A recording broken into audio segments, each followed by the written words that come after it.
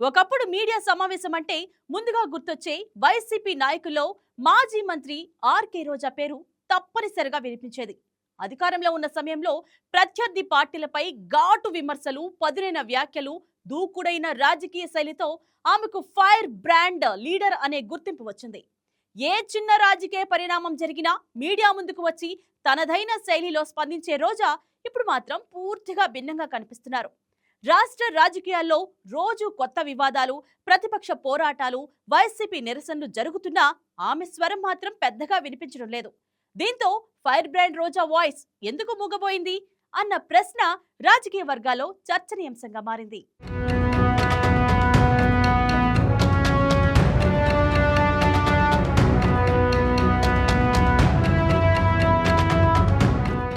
2024 assembly ఎన్నికలు రోజా రాజకీయ జీవితంలో అతిపెద్ద ఎదురుదెబ్బగా నిలిచాయి. నగరి నియోజకవర్గంలో వరుస విజయాల తర్వాత ఈసారి టీడీపీ అభ్యర్థి గాలి భానుప్రకాష్ చేతిలో సుమారు 40,000 ఓట్ల తేడాతో ఓటమి పాలయ్యారు. ఈ ఫలితం కేవలం ఒక ఎన్నికల పరాజయంగా కాకుండా ఆమె రాజకీయ దూకుడుపైన ప్రభావం చూపిందనే అభిప్రాయం వ్యక్తమవుతుంది. ఎన్నికల అనంతరం రోజా తన రాజకీయ కార్యకలాపాలను గణనీయంగా తగ్గించారని పార్టీ వర్గాలు చెబుతున్నాయి. ఒకప్పుడు నియోజకవర్గంలో నిత్యం కనిపించే ఆమె ఇప్పుడు శుభకార్యాలు లేదా ప్రత్యేక కార్యక్రమాలకు మాత్రమే హాజరై వెంటనే చెన్నైకి వెళ్ళిపోతున్నారని స్థానికంగా ప్రచారం జరుగుతుంది. దీంతో నగరి నియోజకవర్గంలో పార్టీ క్యాడర్కు కూడా ఆమె అందుబాటులో ఉండటం తగ్గిందనే అభిప్రాయాలు వినిపిస్తున్నాయి. ప్రస్తుతం రాష్ట్రంలో శాంతి భద్రతల అంశంపై వైసీపీ దూకుడు పెంచింది. పార్టీ అధ్యక్షుడు జగన్ నుంచి పలువురు సీనియర్ నాయకుల వరకు ప్రభుత్వం వైఖరిపై విమర్శలు గుప్పిస్తున్నారు. ప్రశ్న Ravan case, Saikrishna lockup death వంటి అంశాలపై పార్టీ రాష్ట్ర వ్యాప్తంగా ఆందోళనలను చేపట్టింది.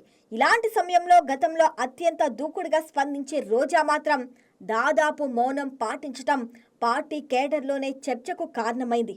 ఒకప్పుడు మీడియా ముందు మొదటిగా నిలిచే నాయకురాలు ఇప్పుడు ఎందుకు స్పందించడం లేదన్న ప్రశ్నలు వినిపిస్తున్నాయి. కొంతమంది నేతల అభిప్రాయం ప్రకారం రోజా ప్రస్తుతం పార్టీ పిలిస్తే వెళ్లడం, మాట్లాడమంటే మాట్లాడటం అనే పరిమిత రాజకీయ శైలిని అనుసరిస్తున్నారని చెబుతున్నారు. స్వతంత్రంగా మీడియా సమావేశాలు నిర్వహించడం, ప్రత్యర్థులపై వ్యక్తిగత విమర్శలు చేయడం వంటి అంశాల్లో మాత్రం ఆమె వెనక్కి తగ్గినట్లు కనిపిస్తుందని విశ్లేషిస్తున్నారు.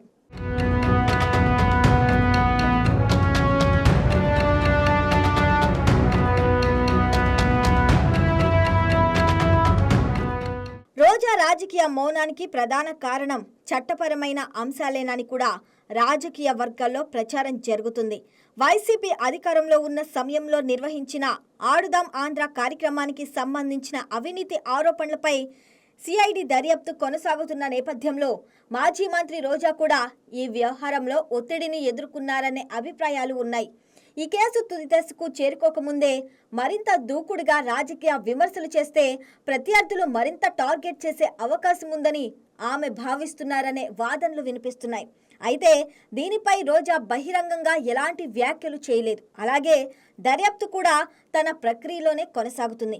ఎన్నికల తర్వాత రోజా ఒకసారి ఇసుక అక్రమ రవాణా అంశాన్ని ప్రస్తావిస్తూ ప్రభుత్వంపై విమర్శలు చేశారు. అయితే ఆ వ్యవహారంలో పట్టుబడిన కొన్ని వాహనాలు వైసీపీ నాయకులకు సంబంధించినవేనని అధికార పార్టీ నుంచి ఎదురుదాడి రావడంతో ఆమె ఆ అంశాన్ని కొనసాగించలేకపోయారనే చర్చ ఉంది.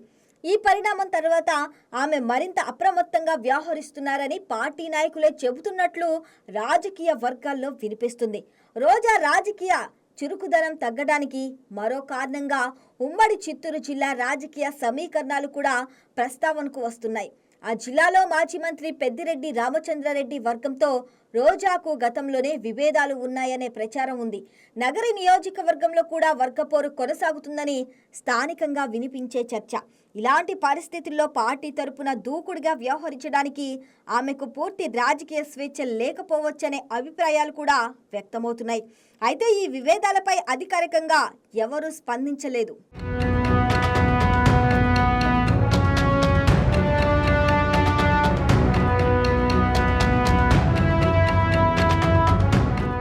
రాజకీయాల్లో దూకుడు తగ్గిన నేపథ్యంలో రోజా తన దృష్టిని మళ్లీ సినీ, టెలివిజన్ రంగాలపై కేంద్రీకరించినట్లు కనిపిస్తుంది. మంత్రిగా బాధ్యతలు చేపట్టిన తర్వాత బుల్లితెరకు దూరమైన ఆమె ఇప్పుడు మళ్ళీ టెలివిజన్ కార్యక్రమాల్లో కనిపించడం ప్రారంభించారు. దాదాపు 12 ఏళ్ల తర్వాత తమిళ చిత్ర పరిశ్రమలో కూడా రీఎంట్రీ ఇచ్చారు. ఇటీవల విడుదలైన ఒక తమిళ సినిమా టీజర్లో ఆమె చెప్పిన డైలాగులు సోషల్ మీడియాలో వైరల్ కావడం నటిగా మళ్ళీ బిజీ అవుతున్నారనే సంకేతాలను ఇచ్చింది.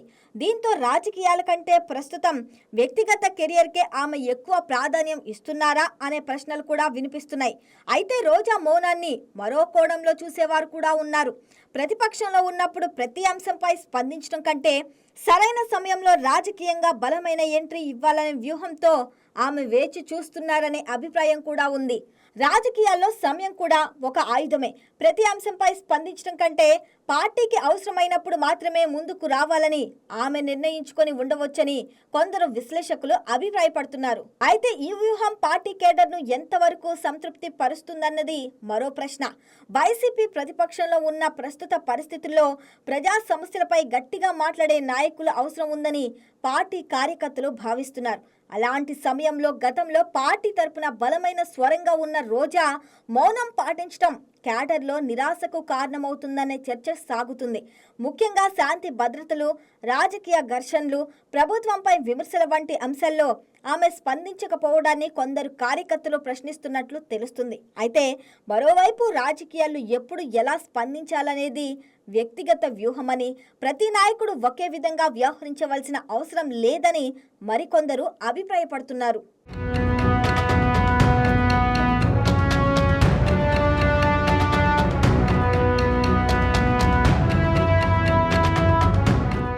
ప్రస్తుతం చూస్తే రోజా పూర్తిగా రాజకీయాలకు దూరమయ్యారని చెప్పటం కష్టం.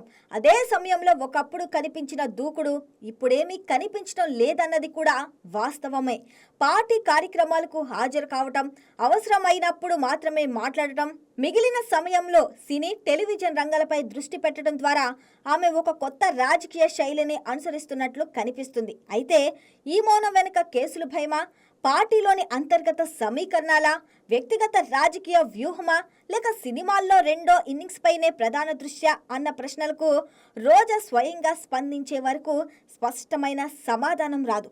మొత్తంగా ఒకప్పుడు వైసీపీకి ఫైర్ బ్రాండ్ వాయిస్గా నిలిచిన ఆర్కే రోజా ఇప్పుడు రాజకీయంగా లో ప్రొఫైల్ను ఎంచుకుంటున్నట్లు కనిపిస్తున్నారు. దీనిపై అనేక రాజకీయ విశ్లేషణలు, పార్టీ వర్గాల్లో భిన్న అభిప్రాయాలు వినిపిస్తున్నప్పటికీ వాటిలో చాలా వరకు రాజకీయ అంచనాలు, ప్రచారాలే. భవిష్యత్తులో రోజా మళ్ళీ పాత దూకుడుతో రాజకీయ రంగంలోకి వస్తారా, లేక కొత్త వ్యూహంతో ముందుకు సాగుతారా అన్నది రాబోయే రాజకీయ పరిణామాలే తేల్చనున్నాయి.